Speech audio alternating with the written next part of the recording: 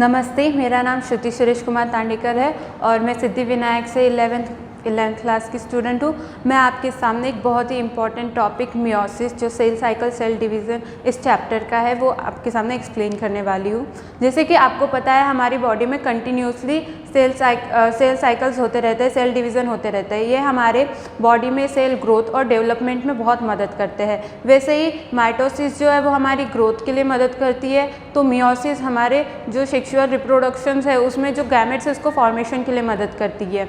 तो हम बात करेंगे अभी मियोसिस की। मियोसिस ये रिडक्शनल और हेटेरोटाइपिक ऑफ डिवीज़न होती है।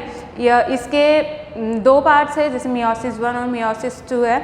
मियोसिस 1 के और 4 स्टेजेस है, जिसमें prophase 1, prophase 2, prophase 1, metaphase 1, anaphase 1 and telophase 1। और वैसे ही मियोसिस 2 के और 4 स्टेजेस है, जिसमें आते हैं प्रोफेज 2, मेटाफेज 2, एनाफेज 2 और टेलोफेज 2। तो अब हम उनको डिटेल में पढ़ेंगे। वैसे ही मियोसिस 1 जो हेटेरोटाइपिक ऑफ डिवीज़न है, इस मियोसिस 1 ये हमारी बॉडी में जो क्रोमोसोम्स के नंबर है उसको रिड्यूस करने में मदद करते हैं। मियोसिस 1 के स्टेज फर्स्ट हम प्रोफेज 1 की बात करें तो प्रोफेज 1 की और भी 5 फेजेस होती है, जिसमें आती है लिप्टोटिन, ज़ाइगोटिन, पैचेटिन, डिप्लोटिन एंड डाइकाइनेसिस। लिप्टोटिन ये सबसे शॉर्टेस्ट स्टेज है प्रोफेज 1 की। इस स्टेज में जो क्रोमोसोम्स है वो क्रोमोसोम अपने सिस्टर क्रोमेटिड के साथ प्रेजेंट रहता है, पर वो एकदम सिंगल थ्रेड के तरह समान दिखते हैं, मोनैड की तरह दिखते हैं।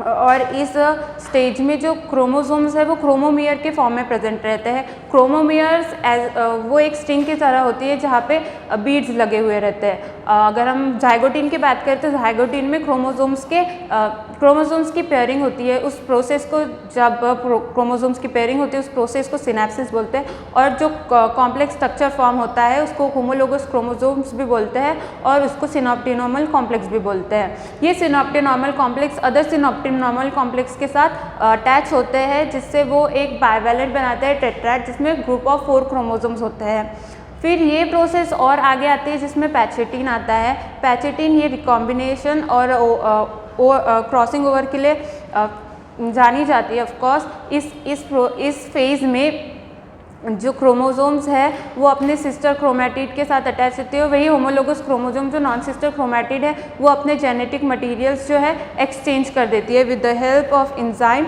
Recombinase enzyme. और ये प्रोसेस फिर और आगे होती रहती है। वैसे हम बात करें पैचेटिन की, तो पैचेटिन में जो रिकॉम्बिनेशन होता है वो ऑफस्प्रिंग्स में जेनेटिक मॉडिफिकेशन और वेरिएशन लाने में मदद करता है। डिप्लोटिन की बात करें तो डिप्लोटिन में सिनॉप्टिनॉर्मल कॉम्प्लेक्सेस का डिसोल्यूशन होता है और बाइवैलेंट और टेट्राड का सेपरेशन होता है। बल्कि पर वही साइट, जिस साइट में क्रॉसिंग ओवर हुआ है, वो साइट छोड़कर वहाँ पे बाइवैलेंट और टेट्राड सेपरेट हो जाते हैं। और जिस साइड में क्रॉसिंग ओवर हुआ है उस साइड में इंग्लिश लेटर एक्स की तरह स्ट्रक्चर फॉर्म हो जाता है, उसको चिस्माटा बोलते हैं। फिर डाइकाइनेसिस में चिस्माटा जो है वो क्रोमोसोम्स के एंड में शिफ्ट हो जाता है और वो क्रोमोसोम्स के नंबर जो है वो हमको एज यूजुअली दिखाई देते हैं। वैसे उसमें क्रोमोसोम कम्प्लीटली कॉम्पैक्ट हो जाता है, न्यूक्लियर मेम्ब्रेन, न्यूक्लियोलस डिसअपेयर हो जाता है और फिर वहाँ से हमारा प्रोफेज 1 कंप्लीट हो जाता है। फिर मेटाफेज 1 की बात आती है। मेटाफेज 1 में जो क्रोमोसोम्स है वो क्रोमोसोम इक्वेटोरियल प्लेन में अरेंज होता है, जिसकी वजह से वहाँ पे डबल मेटाफेसिक प्लेट निर्माण होती है और उनके बीच में स्पिंडल फाइबर बन जाता है। ये स्पिंडल फाइबर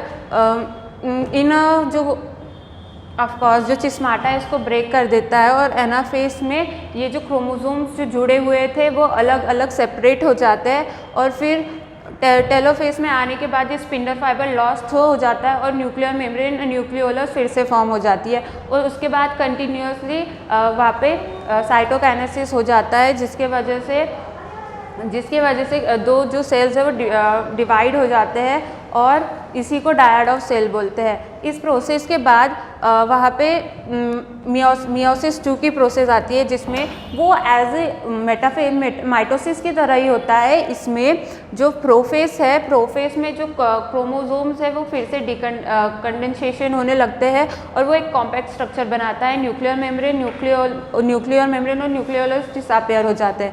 फिर मेटाफेज 2 में ये जो क्रोमोसोम्स है फिर से इक्वेटोरियल प्लेन में अरेंज हो जाते हैं और उसके बाद एनाफेज में ये इनके सेंट्रोमियर के साथ जो क्रोमोसोम्स है वो सेपरेट हो जाते हैं और एट द एंड टेलोफेज में 4 हैप्लॉइड सेल्स बनते हैं जो जेनेटिकली डिफरेंट होते हैं। मियोसिस जो है वो हमारे जो वर्ल्ड में ऑर्गेनिजम्स है, वर्ल्ड के ऑर्गेनिजम्स में वेरिएशन लाने का काम करती है।